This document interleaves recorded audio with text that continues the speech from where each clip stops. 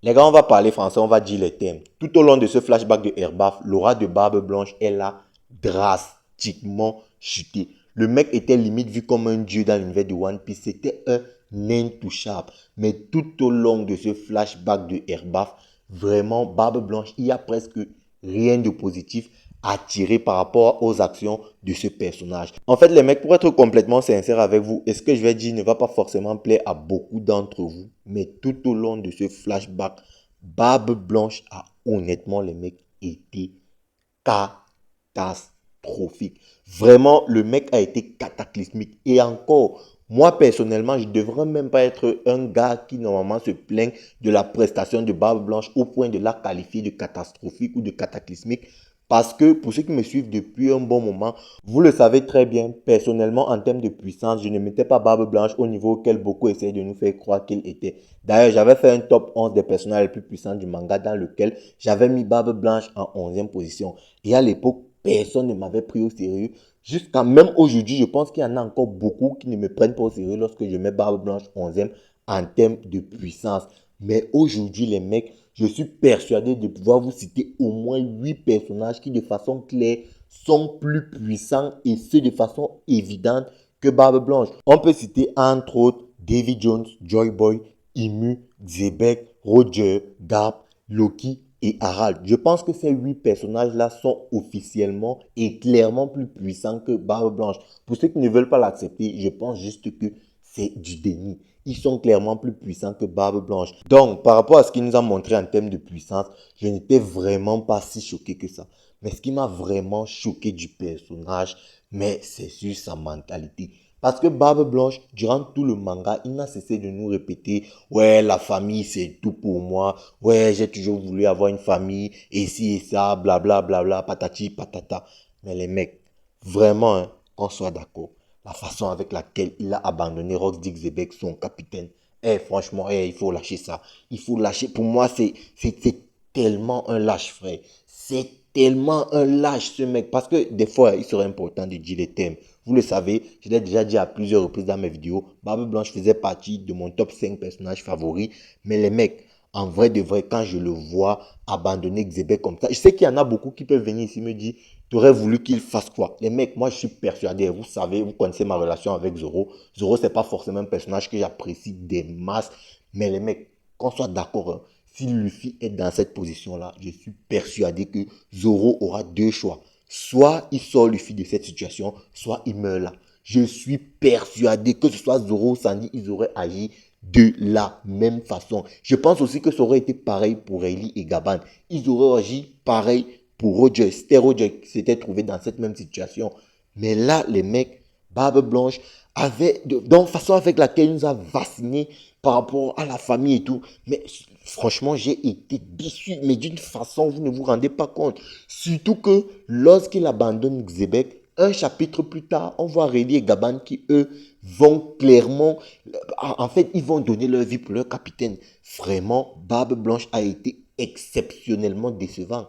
Vraiment, ça, je ne suis pas sûr que je pourrais lui pardonner ça. Moi, je vous le dis, hein, je ne suis pas sûr. Il y a beaucoup de gens qui sont dans le déni et qui essaient toujours de nous faire croire, ouais, Barbe Blanche en termes de puissance, c'est niveau Roger et tout, machin truc, ceci, cela. Les gars, il faut arrêter. Vraiment, il faut arrêter parce que cette avis-là a déjà été débunk de toutes les façons possibles, que ce soit par les fans, les lecteurs, les analystes, les databooks, les vivres cards, le manga, l'animé, bref, tout ce que vous voulez. Cet avis-là a déjà été débunk de toutes les façons possibles.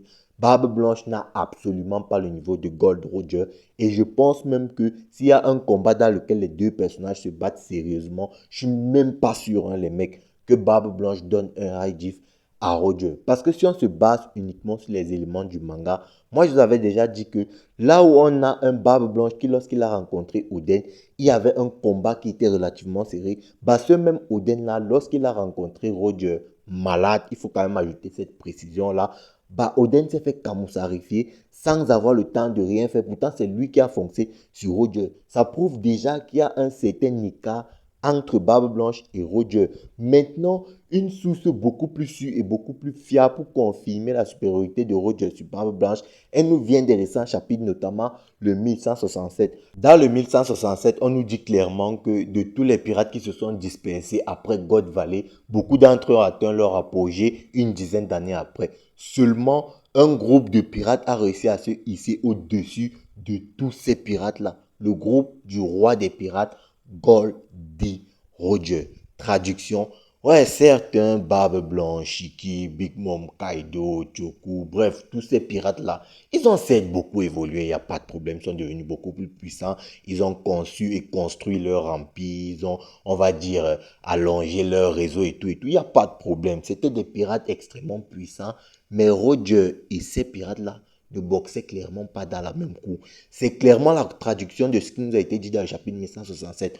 Roger ne boxait pas dans la même cour que Barbe Blanche. Absolument pas, il lui était bien au-dessus. Ça nous est clairement dit et montré. Pour ceux qui ne veulent pas l'accepter, c'est juste du déni. Roger égale Garp, c'est tout. Il n'y a pas d'autre adversaire pour Roger. C'est la plus grande rivalité, à mon sens, de One Piece parce que pour moi, autant Roger est supérieur à Barbe Blanche, bah par fatalité, Garp l'est aussi. Donc, même l'auteur officiellement ne met pas Barbe Blanche et Roger sur un même pied d'égalité. Ceux qui le font, ce sont juste des fans qui sont dans le déni du chapitre 957-967, je ne sais plus exactement, où on voyait Barbe Blanche et Roger clasher lors du flashback de Oden. Mais les mecs, ça c'est fini. C'était avant les mecs. Vraiment, c'était des choses qui avaient encore de l'impact il y a 1 ou 2 ans. Mais maintenant, au jour d'aujourd'hui, bah, Barbe Blanche, il n'a plus cette aura-là. Tu entends parler de Barbe Blanche, tu n'as plus peur.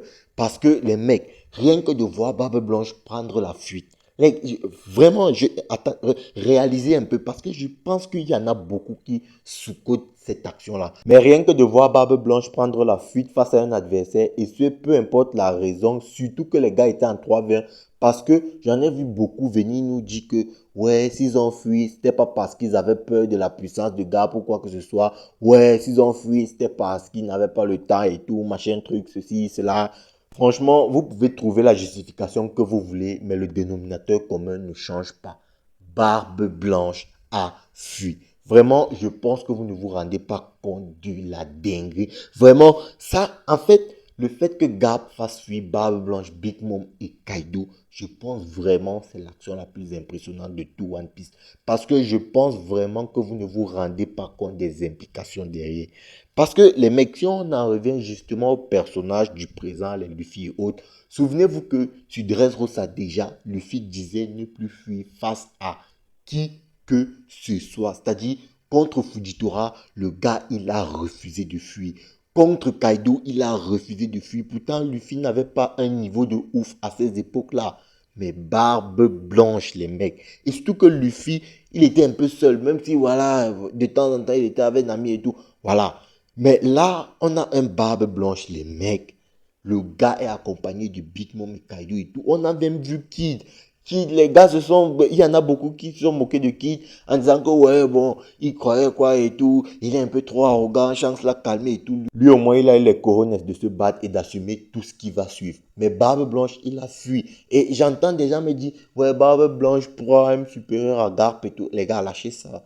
Lâchez ça, Garp est l'égal de Roger. J'ai déjà prouvé dans cette vidéo un peu plus tôt que Roger est supérieur à Barbe Blanche. Du coup, par ricochet, bah, Garp l'est aussi parce que Garp est l'égal de Roger. Et puis les mecs, vous n'allez pas me faire croire que Barbe Blanche Prime tombe devant Barbe Blanche God Valley, Big Mom God Valley, Kaido God Valley. Ces trois-là fuient. Tout simplement parce que Barbe Blanche est tombé sur Oden.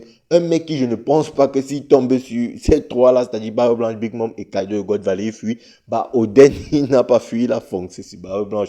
Donc si Oden voit Barbe Blanche foncer sur lui, à aucun moment, bah, Barbe Blanche va voir ces trois-là de God Valley, c'est-à-dire Barbe Blanche, God Valley, Big Mom God Valley, Kaido God Valley, il va fuir. C'est clairement impossible. Barbe Blanche God Valley, il n'est pas plus puissant que Garp. En fait, il n'y a même pas un monde où les deux se battent. En fait, je suis même persuadé que votre Barbe Blanche Prime là, s'il tombe sur Garp encore une fois, il va fuir. Il va tout simplement fuir. Et puis aujourd'hui, je me dis un truc, et d'ailleurs, j'avais vu un commentaire comme ça passer sur Twitter.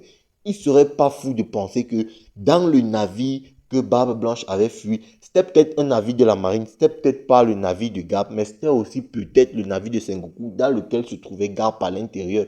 Et il a fui et ainsi Oden a fui. Parce que si à chaque fois qu'il doit y avoir un combat entre Garp et Barbe Blanche fuit, mais tu vas pas venir me dire que Barbe Blanche fuit, mais il est plus puissant que Garp. Parce que si tu fuis, c'est parce que tu sais que la situation n'était pas favorable. Si la situation était favorable, tu n'allais pas fuir. Du coup, il fuit parce que la situation lui est clairement défavorable. Et là, en l'occurrence, on parle uniquement de puissance. Barbe Blanche fuit parce qu'il sait qu'il se serait fait torturer par Garp.